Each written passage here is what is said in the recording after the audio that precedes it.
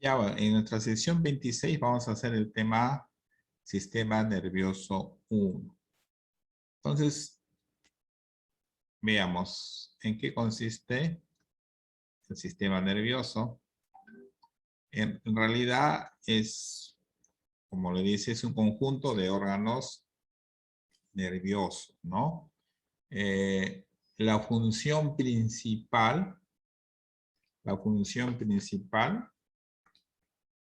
la función principal del sistema nervioso es, digamos, ponernos en contacto con los demás seres vivos y el ambiente, ¿no? La unidad, la principal célula que tiene el sistema es la neurona, ¿no? Eso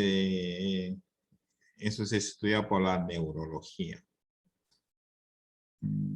¿Y qué cosa realiza? Transmite impulsos nerviosos o comunicación entre una neurona y otra neurona. Este es, por ejemplo, esta figura que tienen acá es la estructura de de una célula, de una neurona, ¿no? Las neuronas es una de las células que no se regenera. Por eso que, digamos, ya cuando la persona ya tiene, a veces las personas tienen su edad, entonces uno no llega a conservar todos sus conocimientos hasta el último, ¿no? Porque esas neuronas no se regeneran como otras células del cuerpo. ¿Qué cosa contiene o qué cosa es la mielina? Es una sustancia que le da velocidad a las neuronas y por lo tanto hace que sea más veloz un impulso nervioso. Como ustedes pueden darse cuenta, nuestro cuerpo está es como un tejido de nervios, ¿no? Ese es muy importante. Ahora veamos las partes que tiene el sistema nervioso. El sistema nervioso tiene, primero vamos a hacerlo acá. El sistema de acá en este gráfico, ¿no? Tenemos el encéfalo y la médula espinal. En el encéfalo vamos a encontrar el cerebro, el cerebelo y otros órganos como el bulbo raquídeo, puente de Barollo, mesencéfalo, ¿no? Pero principalmente los que siempre se hablan, ¿no? Y que tienen sus funciones principales, cerebro, cerebelo y la médula espinal, ¿no? Que es todo esto que lo cubre, digamos, lo protege la columna vertebral, ¿no? Esos principalmente son poquitos órganos, pero que tienen gran importancia, ¿no? Entonces, en el encéfalo, como decimos, encontramos el cerebro, ¿no? El cerebro es un órgano que pesa, cuando en un recién nacido, 400 gramos y en un adulto 1400 gramos. Está dividido en dos hemisferios y el diencéfalo. Ya, mira, son dos. Esta parte es muy importante. El derecho, hemisferio derecho, llamado espacial y creativo, que controla el lado izquierdo del cuerpo. Ojo, o sea, el hemisferio derecho controla el lado izquierdo del cuerpo. Y el izquierdo, el hemisferio cerebral izquierdo, llamado también analítico y numérico, es el que controla el lado derecho del cuerpo. Pero en la mayoría de las personas, el hemisferio dominante es el hemisferio izquierdo, ¿ya? O sea, el que domina la parte derecha, ¿no? Y están separadas por una cisura interhemisférica. Y a veces eso se comunican a través del cuerpo calloso, ¿no? Eso ya lo vamos a ver después, ¿no? Entonces, principalmente el cerebro, ya sabemos, dos hemisferios. El derecho, que controla el izquierdo, y el hemisferio izquierdo, que controla la parte derecha. Y acá pueden ver, a veces ustedes han escuchado, a veces cuando una persona tiene algún problema en el cerebro, ¿no? A veces hay una afección y le afecta cierta, o sea, cuando tiene algo en cierta parte del cerebro, le va a afectar alguna función del cuerpo. Acá pueden ver, ¿no? Acá es el oído, el gusto, tacto, la vista, olfato, gusto, ¿no? Cuando hay alguna lesión en estas partes, o a veces cuando una persona se le hace algún tipo de operación en el cerebro, entonces también es eso, ¿no? A veces la persona, por decir, puede tener un tumor que no es un tumor benigno, o sea que no es canceroso, pero a veces el peligro es de que cuando se haga la operación le produzca algún tipo de trastorno, ¿no? En el tacto, en el oído, en la vista, ¿no? Siempre el cerebro es una parte bien, bien delicada, ¿no? Por por todas esas cositas que tiene acá, por todo ese control que tiene en los demás órganos del cuerpo o funciones del cuerpo, ¿no? Y acá les expliqué estas partes. Luego hay en los cuerpos que vamos a ver, o sea, en los órganos, tanto cerebro como cerebelo, hay lo que se llama sustancia gris o materia gris. A veces uno en broma dice, oh, no tienes materia gris, dice, ¿no? A veces cuando una persona, a veces te falta materia gris, viene de esto, ¿no? Entonces, estos órganos tienen lo que se llama materia gris y materia blanca, ¿no? Que son zonas del sistema nervioso de color gris o grisáceo, ¿no? Está integrado por cuerpos, ¿no? O somas neurales y dendritos carentes de mielina. ¿No? Ya vimos qué cosa era la mielina. O sea, carecen de mielina, carentes de mielina junto con células gliales, ¿no? Ojo, esta sustancia gris se relaciona mucho con el procesamiento de la información, ¿no? En la médula espinal se aprecia mucho esta sustancia gris en su centro y en sus lados laterales. En el cerebro se dispone en su superficie formando la corteza cerebral. Ya, ¿no? ¿Y qué es la sustancia blanca o materia blanca? Es una parte del sistema nervioso central compuesto de fibras nerviosas mielinizadas, o sea, cubiertas de mielina. Las fibras nerviosas contienen sobre todo muchos axones. Esos axones son partes de las neuronas. No, como ustedes no dicen, pero en otro, axón son partes, dendritas también son partes de una célula de las neuronas, ¿no? Entonces, ¿qué función tiene la materia blanca? Dice, la materia blanca por el largo tiempo se pensó que era un tejido pasivo, afecta activamente cómo aprende y funciona el cerebro, ¿no?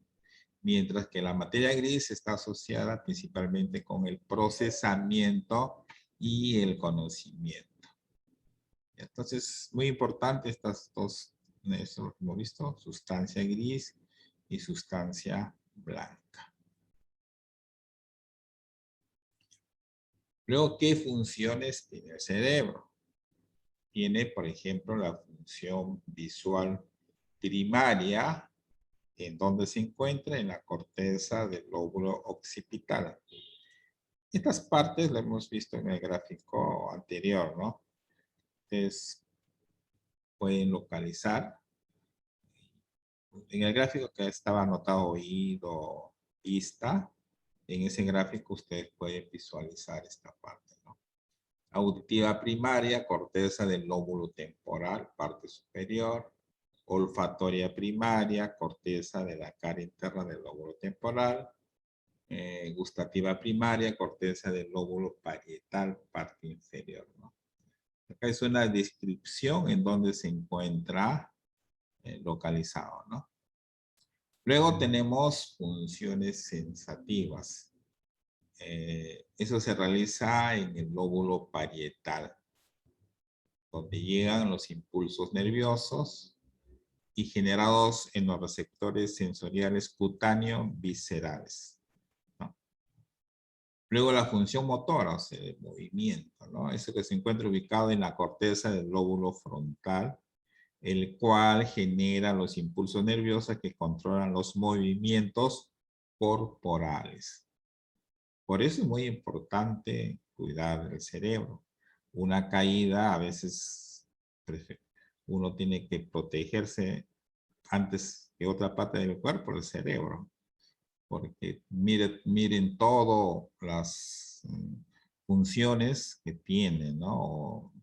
Que si hay una lesión en esas partes, todo lo que podría ocasionar. Y eso se ve, ¿no? Cuando una persona tiene lo que le llaman un derrame cerebral, o ACV, que se llama accidentes cardiovasculares, casi siempre se rompe una venita, algo, un nervio, y podría afectar a cualquiera de esas partes. Y de ahí viene que las personas a veces sufren, digamos, pérdida de se paraliza medio cuerpo, o a veces tienen la boca chueca, no sé, hay diversas lesiones, justamente porque la lesión ha ido a una de esas partes, ¿no? O a veces en el caminar, personas sufren un derrame cerebral, o que médicamente se le dice ACV, accidente cardiovascular. Entonces pierden alguna función motora. Entonces a veces tienen medio cuerpo paralizado, ¿no? Entonces se llama hemiplegia. ¿Ya? Luego hay otras áreas de asociación. Son áreas donde se reciben y analizan señales procedentes de múltiples regiones de la corteza y estructuras, ¿no? Eso ya está relacionado con la inteligencia, la memoria, el razonamiento. Tenemos área de Wirnix, zona de comprensión del lenguaje hablado, que está en el lóbulo temporal. Área de Broca, que es zona motora del lenguaje hablado, que está en el lóbulo frontal. Y área del Kussmaul, zona de comprensión de la palabra escrita. Y área de Sneer, zona motora del lenguaje escrito, ¿no? Son todas esas zonas que también, si sufren algún trastorno, ¿no? Por ejemplo, una persona puede sufrir un derrame, un ataque y un accidente cardiovascular, y a veces no le afecta la función motora, pero sí le afecta en el habla, o no entiende, por ejemplo, o expresa de manera diferente. Por ejemplo, tú le dices una almohada, la persona sabe que es almohada, pero esa persona le dice mesa, pásame la mesa, dice, ¿no? Entonces tiene algunos de esos tipos, le ha afectado a alguna de esas áreas, ¿no? Así es lamentablemente. Luego vamos a ver ahora el cerebelo, ¿no? Entonces ya hemos visto el cerebro, ahora vamos a ver el cerebelo. El cerebelo se encuentra en esta parte, ¿no? En esta parte, ¿no? Acá está el cerebelo, ¿no? Acá está, ¿no? Debajo, digamos, la parte de atrás, acá está el cerebelo, ¿no? Entonces presenta tres partes: vermis, que es la parte central, y tiene dos hemisferios cerebelosos también, ¿ya? Hemisferios tiene dos también. A ver, el cerebro está formado por sustancia gris y sustancia blanca, ¿no? La sustancia gris es periférica y la sustancia blanca es central. Periférica se refiere que está por los bordes, ¿no? Y blanca es la que está en el centro. ¿Qué funciones tiene? Regula el equilibrio la posición corporal, el tono muscular, movimientos voluntarios finos. Esa función tiene el cerebelo. Luego, después de ahí ya viene el tronco encefálico, ¿no? Que comunica a la médula espinal, porque acá ya baja la médula espinal, con el cerebro y el cerebelo, ¿no? Si este tronco, a veces, tiene comunicación tanto con el cerebelo como con el cerebro, ¿no? Y está formado por 3 estructuras, que es el bulbo raquídeo, que lo pueden ver acá, la protuberancia anular o puente de Barolio, que es esto, y el mesencéfalo, que es lo que está acá. Todo esto se constituye el tallo encefálico, ¿no? Esta es una porción antes que comunique con la médula espinal. Entonces, este bulbo raquídeo constituye la continuación de la médula espinal, tiene sustancia blanca y sustancia gris, presenta, ¿qué funciones tiene? Las de regular el ritmo del sueño y la vigilia, la frecuencia cardíaca, la respiración, la deglución, el vómito, la tos, el estornudo y el hipo. O sea, si una persona tiene problemas de este tipo, es porque probablemente tenga algún problema en el bulbo raquídeo, ¿no? Bulbo raquídeo. Pues ahí, de ahí se origina, o hay estas, no, regula eso, ¿no? O sea, si de repente una persona, su frecuencia cardíaca varía y su corazón está en perfectas condiciones, entonces el médico, ¿qué va a hacer? Va a pensar que hay una falla de tipo neuronal, ¿no? De repente acá un nervio de acá está fallando, ¿no? Y está produciendo esto, ¿no? Igual, tú tienes tos y no estás con gripe, no tienes nada, entonces es probablemente algún desperfecto que está ocurriendo acá. Número 2. Bueno, otra parte tenemos la protuberancia anular o puente de Barolio, que está por acá, ¿no? Presenta sustancia blanca y sustancia gris. ¿Y qué cosa tiene? Acá regula la frecuencia respiratoria. Luego más arribita está el mesencéfalo, que une el tronco encefálico con el cerebro.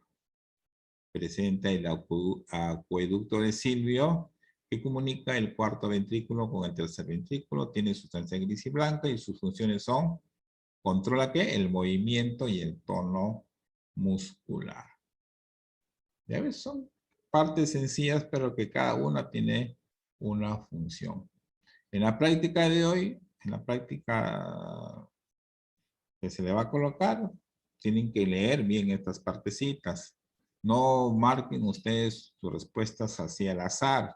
Analicen bien lo que es las preguntas que se les coloca en la práctica semanal. Por eso es muy importante que ustedes no falten a esta clase, porque de esta clase de hoy es la que se coloca la práctica semanal, ¿no? Antes no se activa porque todavía no se hace clase de esto, ¿no? Luego, y finalmente, ya tenemos la parte, ¿no? Esta partecita es la famosa médula espinal, ¿no? Que también es muy importante, la médula espinal, ¿no? La médula espinal es un largo cordón, ¿no? Blanquecino, que está localizado en el canal vertebral, o sea, de las vértebras, ¿no? ¿Qué cosas se encarga de llevar impulsos nerviosos a 31 pares de nervios raquídeos, comunicando qué cosa? El encéfalo, hasta el encéfalo. O sea, el encéfalo, no, hemos dicho que es la parte que tiene, la parte que dentro del encéfalo, perdón, se encuentra el cerebro, cerebelo y bulbo raquídeos y las otras dos partes que hemos visto. Entonces, esta médula espinal, ¿ves? Comunica el encéfalo, ¿no? Se comunica mediante, ¿no? ¿Y qué funciones tiene? Tiene dos funciones básicas. La aferente, en la que son llevadas sensaciones sensitivas del tronco, cuello y los 4 miembros hacia el cerebro, ¿no? O sea, de los 4 miembros se refiere a los brazos, a las piernas. Todos esos impulsos los lleva a través de la médula espinal, ¿no? Llevando impulsos hacia el tronco, cuello y miembros. Entre sus funciones también encontramos el control de movimientos inmediatos y vegetativos, como el acto reflejo, el sistema nervioso simpático y el parasimpático. Eso del sistema nervioso simpático y parasimpático lo vamos a ver en la otra semana. Porque hay una segunda parte de este tema. 3 membranas, las meninges, envuelven a la médula espinal, la pía madre, la aracnoide y la dura madre, ¿no? Este es más o menos, ¿qué más tenemos acá? Ya. Entonces, esta es principalmente la función que tiene la médula espinal, ¿no? Más que todo, o sea, por eso un accidente también de la médula espinal, si se rompe una conexión, entonces no llegan los impulsos del cerebro, entonces ahí donde se produce muchas veces la parálisis, ¿no? Por ejemplo, de las personas no pueden caminar de repente. Hay un accidente, le dicen, se rompió la columna vertebral, dicen, pero no es tanto la columna vertebral que se ha roto, sino lo que pasa es que han tenido algún tipo de problema en la médula espinal. Entonces, esa conexión ya no hay. Entonces, es ahí donde ya no hay el movimiento, ya no puedes mover a la persona ni los brazos ni las piernas, ¿no? Porque ya prácticamente no hay, se rompió esa comunicación, ¿no? Por eso es muy importante cuidar nuestra médula espinal, ¿no? No ser a veces hacer movimientos bruscos, evitar ser dañado esa parte, porque es muy importante. De repente, no, ahí no te va a pasar nada, pero sí te va a afectar a la comunicación con otras partes de tu cuerpo. ¿Ya?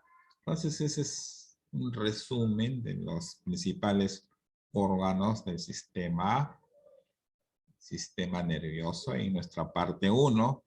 La otra semana vamos a ver la segunda parte, ¿no?